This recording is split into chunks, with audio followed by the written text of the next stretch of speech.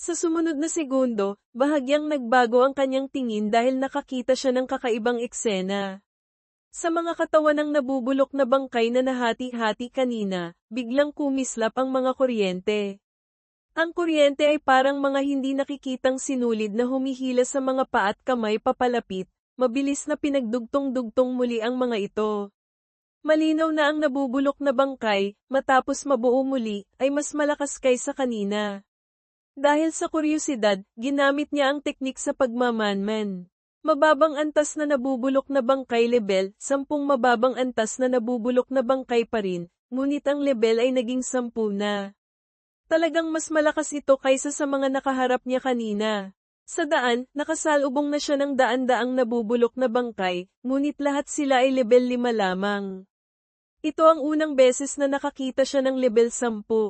Hindi, bago tamaan ng kidlat, level 5 pa rin ito. Ang kidlat ang nagtulak sa ebolusyon nito.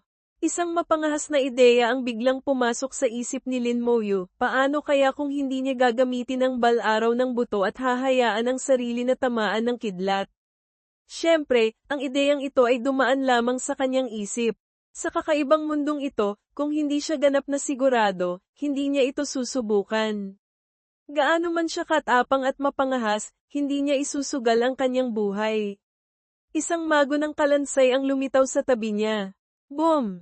Elementong pagsabog. Ang mababang antas na nabubulok na bangkay na katatapos lang mag-evolve ay agad na sumabog at naging abo. Masasaktan ito, ngunit marahil ay aabutin ng napakatagal na panahon bago makabawi. Mabilis na lumipas ang 2 araw mula nang makarating sila sa mundo ng pagkabulok. Walang pagkakaiba ang araw at gabi rito.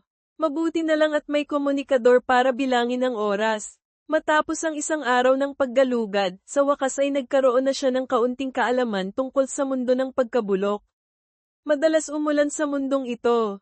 Nakapaglakbay na sila ng mga 1,000 kilometro sa loob ng 2 araw, at nakaranas ng 10 malalakas na ulan, may malalakas at may mahihina. Kapag mas malakas ang ulan, mas maliit ang sakop na lugar, kapag mas mahina ang ulan, mas malawak naman ang sakop nito. 2 sa mga ito ay may kasamang kulog at kidlat. 5 beses tinamaan si Lin Moyu, at 2 beses naman si Dong Fangjiao. Bukod sa kanila, tinatamaan din ito ang mga nabubulok na bangkay. Walang eksepsyon, lahat ng nabubulok na bangkay na tinamaan ng kidlat ay nag-evolve, tumaas ang level, at lumakas. Napansin ni Lin Moyu na hindi tumatama sa lupa ang kidlat. Bawat tama ay may tiyak na target. At sa wakas, natagpuan na niya ang direksyon. Dahil nakakita na siya ng mga nabubulok na bangkay na nasa level 6 at 7. Ayon sa hula ni Lin Moyu, habang papalapit sa sentro ng mundo, mas mataas ang level ng mga nabubulok na bangkay. Maihahambing ito sa walang hanggang larangan at sa mundo ng kalaliman. Ang sentrong bahagi ng walang hanggang larangan ay ang lugar kung saan nagtitipon ang mga halimaw na may mataas na level. Ganito rin sa mundo ng kalaliman, habang papalapit sa sentro ng mundo ng apoy sa kalaliman, mas malalakas ang mga demonyo na nagtitipon doon. Posibleng ganito rin ang mundo ng pagkabulok. Batay sa hulang ito, ginamit ni Lin Moyu ang level ng nabubulok na bangkay bilang palatandaan at nagpatuloy sa paglakad. Naniniwala si Dong Fangjiao na tama ang desisyon ni Lin Moyu, kaya sumunod lamang siya ng malapit, walang komento. Paano pa siya magkakaroon ng komento sa ganitong sitwasyon? Kung wala si Lin Moyu, malamang ay napapikit na lamang siya at naghintay ng kamatayan, at marahil ay malapit ng maging bahagi ng mundo ng pagkabulok. 2 araw nang nawawala si Dong Fangjiao.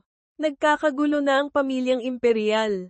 Sa marangyang bulwagan ng palasyo, nakaupo si Dong Fangyi sa trono ng pinuno ng bansa, bakas ang galit sa kanyang mga mata. Naimbestigahan na ba? Sa ibaba niya, nasa kaliwa ang mga miyembro ng pamilyang imperial, nasa kanan ang mga nakakatanda ng imperyo. Lahat ay tahimik. Isang nakakatanda ng imperyo ang nagsalita, mahal na pinuno, naimbestigahan na po. Mukhang may gumalaw sa pormasayo ng teleportasyon. Kasalukuyan pa pong sinusuri. Mahinahon na nagtanong si Dong Fangyi, 2 araw na, hindi pa rin tapos ang pagsusuri? Si Master Zhang Heyo ba ang nagsusuri? Sumagot ang nakakatanda, opo, si Master Zhang Heo nga po ang nagsusuri, ngunit wala pa pong resulta sa ngayon. Sa labas ng palasyo, isang matandang lalaki na may tungkod ang papalapit. Ang suot niya ay kasuutan ng isang array master, ang kwelyo at manggas ay may burden ng mga simbolo ng porma sayon. Nang makita ang matanda, agad na tumayo si Dongfang Yi. Pagkatapos, lahat ng nakaupo ay mabilis ding tumayo. Personal na lumakad si Dongfang Yi upang salubungin siya. Master Zhang, kamusta? May resulta na ba? Umiling si Zhang Heo. Paumanhin po, hindi ko ito masuri. Napakatalino ng gumawa nito. Pagkatapos ng teleportasyon, ginulo niya ang network ng porma sayon doon. Mismo, ngayon, ang porma sayon ng teleportasyon na ito ay isa ng magulong sinulid. Hindi ko na matunton. Alam ni Dongfang Yi na madaling gumawa ng porma sayon ng teleportasyon, at madali ring sirain ito. Gayunpaman, ang pagsuri sa buong daluyan ng porma sayon ng teleportasyon, lalo na ang pag-alam sa nakaraang destinasyon nito at paghahanap ng mga naiwang bakas, ay napakahirap na gawain. Wala na bang ibang paraan? Tanong ni Dongfang Yi. Si Zhang Heo na ang pinakamalakas na array master na pinaglilingkuran ng kanilang pamilyang imperial, isang array master na nasa level 89, isang hakbang na lang mula sa pagiging antas Diyos. Kung kahit siya ay walang magawa, hindi maisip ni Dongfang Yi kung sino pa ang hahanapin. Sabi ni Zhang Heo, marahil, siya ay may paraan. Nagmamadaling nagtanong si Dongfang Yi, sino? Mahinahon na sumagot si Zhang Heo, Meng Anwen. Anshen, ang numero 1 array master ng sangkatauhan. Si Meng Anwen, nakilala rin bilang Anshen, ang pinuno ng banal na tore, isang tanyag na personalidad na kapantay ni Bai Yuan. Kilala lamang ng mga tao si Anshen, ngunit hindi ang kanyang mga kakayahan. Masyadong pribado si Meng Anwen, bihirang magpakita sa publiko. Kung hindi nabanggit ni Zhang Heo, kahit si Dongfang Yi ay hindi maaalala. Si Meng Anwen ay hindi lamang ang numero 1 array master ng sangkatauhan, kundi pati na rin ang numero 1 alchemist. Tama, siya ay isang napakabihirang dual professional. Ang dual professional ay mas bihira pa kaysa sa propesyon na antas mitolohiya, ngunit paminsan-minsan ay may nakikita pa rin. Ngunit ang dual professional na nakapasok sa antas Diyos ay si Meng Anwen lamang. Nag-isip si Dongfang Yi. Pupuntahan ko siya para imbitahan. Para maimbitahan si Meng Anwen, kailangang siya mismo ang pumunta. Ang iba ay walang sapat na kwalifikasyon.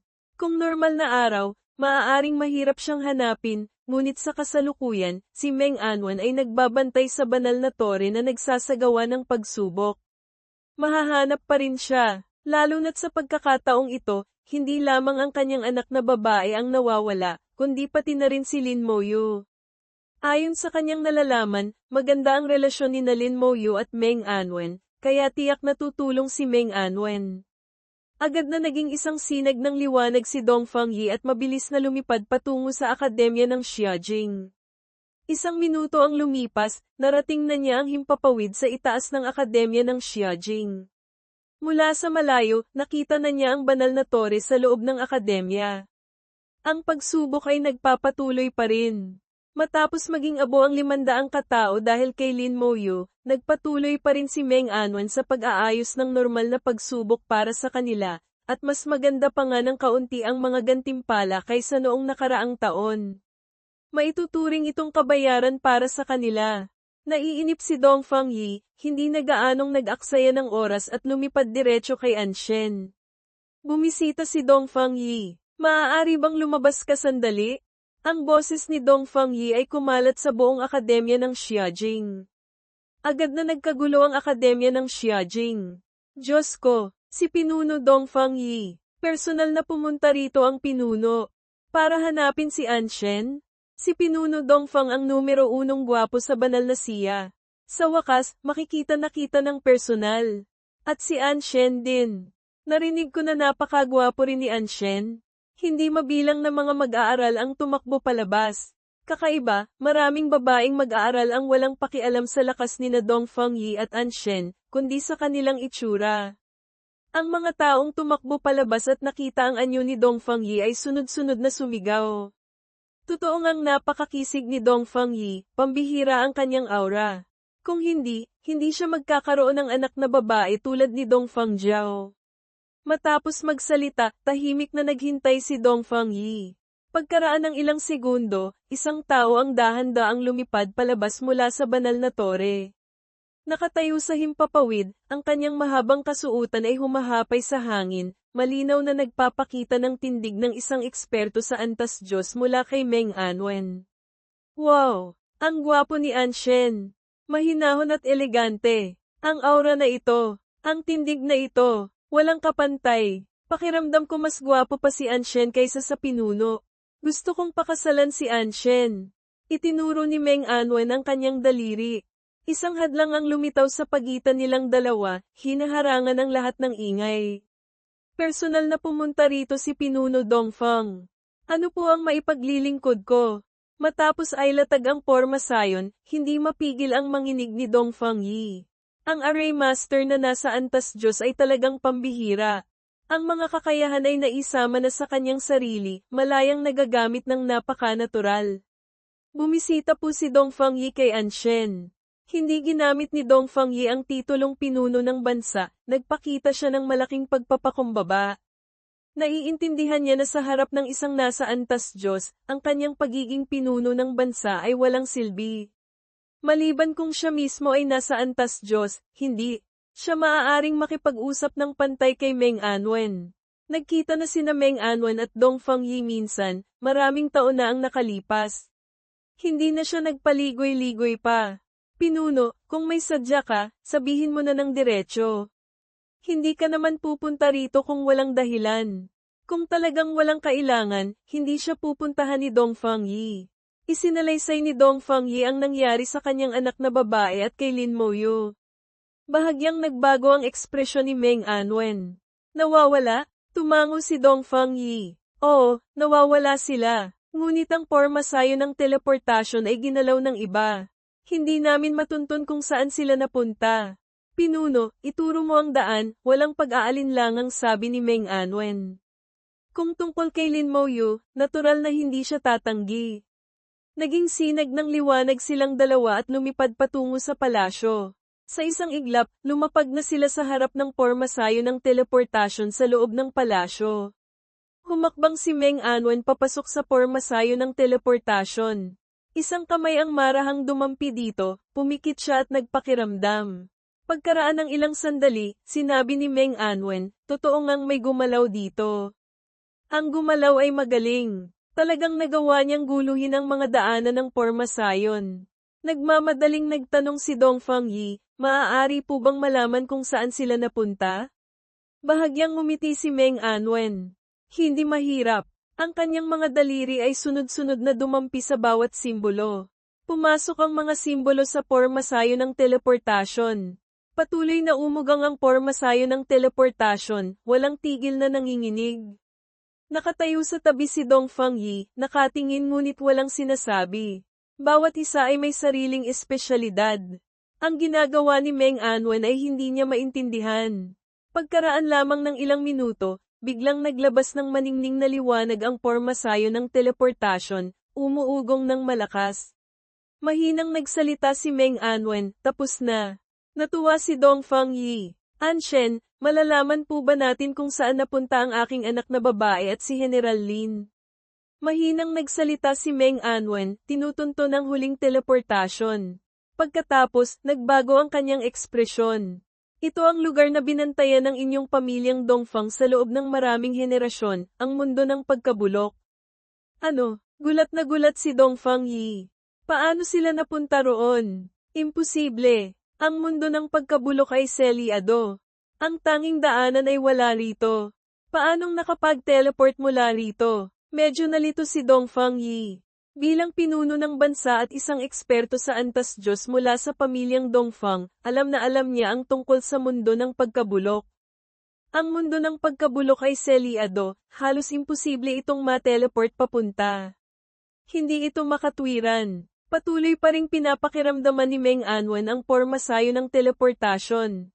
Unti-unti, isang malamig na ngiti ang lumitaw sa kanyang mukha. Magandang paraan. Ginamit ang batong pangwasak selyo para pansamantalang sirain ang selyo sa maikling panahon at magsagawa ng isang random na teleportasyon. Natigilan si Dongfang Yi. Ang batong pangwasak selyo, hindi ito pag-aari ng sangkatauhan, kundi pag-aari ng mga demonyo sa kalaliman. Ito ay isang bagay na pinino mula sa rehiyon ng apoy, kayang sirain ang karamihan sa mga selyo at hadlang. Kahit ang selyo ng mundo ng pagkabulok ay maaaring masira sa isang iglap gamit ang batong pangwasak selyo. Sa eksaktong sandaling iyon, ginamit nila ang pormasayo ng teleportasyon para itapon sina Lin Moyu at Dong Fangzhou sa mundo ng pagkabulok. Nang marinig ito, sumama ang pakiramdam ni Dongfang Yi. Ang batong pangwasak selyo ay mula sa mga demonyo sa kalaliman, na nagpapahiwatig na ang mga nasa likod nito ay may kaugnayan sa mga demonyo sa kalaliman. Ang unang pumasok sa kanyang isip ay ang samahan ng mano. Sa kanilang pamilyang Dongfang, may miyembro ng samahan ng mano. Ang samahan ng mano, nagawa pang makapasok sa kanilang pamilyang Dongfang. Dati, ang pagpasok ng samahan ng mano sa hanay ng mga konsehal ay sapat ng ikinagulat niya. Kamakailan, narinig niya na sa Kuta BLG. Siyam ng militar ay may nangyari ring katulad. Hindi niya inaasahan na ngayon, ang samahan ng mano ay nakapasok na sa kanilang pamilyang Dongfang. Napakalaking bagay nito, napakalaki na hindi siya makapaniwala. Anshen, matutuntun po ba kung sino, walang pag-aalinlangang tanong ni Dongfang Yi. Sa sandaling ito, ang paghahanap kay Dongfang Zhao ay pangalawa na lamang. Ang tungkol sa samahan ng mano ang mas mahalaga. Bilang pinuno ng bansa, alam pa rin niya kung ano ang mas matimbang sa bagay na ito. Ngunit iba ang iniisip ni Meng Anwen. Hindi kailangang magmadali dyan. Hindi siya makakatakas. Una, sabihin mo sa akin kung paano makakarating sa mundo ng pagkabulok. Gusto kong sunduin si Moyo. Sa sandaling ito, isang malamig na ngiti ang lumitaw sa mukha ni Meng Anwen, kitang-kita ang pamatay na intensyon sa kanyang mga mata. Kung ano man ang mangyari sa pamilyang Dongfang, ano ang pakialam niya? Ang tungkol kay Moyo ang mahalaga. Sa kanya, ang mundo ng pagkabulok ay hindi magandang lugar. Ito ay isang nakakatakot na mundo na natira mula sa digmaan noong sinaunang panahon. Si Lin Moyu ay nakakulong doon, tiyak na nasa panganib. Patuloy na napipilitang ngumiti si Dongfang Yi. Walang paraan, hindi sila maibabalik. Ulitin mo ang sinabi mo. Ang boses ni Meng Anwen ay naging ganap na malamig. Ang aura ng isang eksperto sa antas Diyos ay walang tigil na tumataas, na nagpalamig sa buong palasyo. Ilang dekada nang hindi kumikilos si Meng Anwen, walang nakakaalam kung gaano katindi ang kanyang lakas. Patuloy na sinabi ni Dongfang Yi, totoo po iyon. Ang aking anak na babae ay nakakulong din sa loob ng mundo ng pagkabulok. Nag-aalala rin ako, ngunit ang mundo ng pagkabulok talagang walang paraan. Sige, sumunod po kayo sa akin, Anshen. Makikita mo at maiintindihan mo agad. Pumasok si Dongfang Yi sa pormasayo ng teleportasyon, mabilis na gumuhit ng ilang mga selyo. Agad silang na-teleport sa ibang lugar, isang napakalawak na espasyo sa ilalim ng lupa.